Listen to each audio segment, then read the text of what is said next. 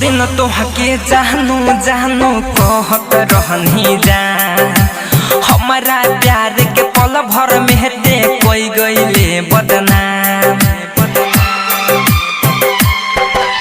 सब दिन तो हके जानू जानू कहत रहनी जान, हमारा प्यार के पल भर में हटे कोई गईले बदनाम। तोर भल ना हो कि रे छौरी ते देखली है रे, फिर कब हुजे मिलबे हमरा से तोरी रे खली है रे।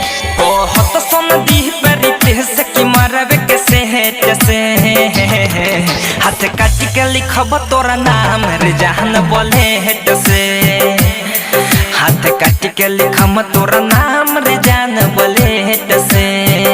Presented by Raj recording studio Gadaura बाजार।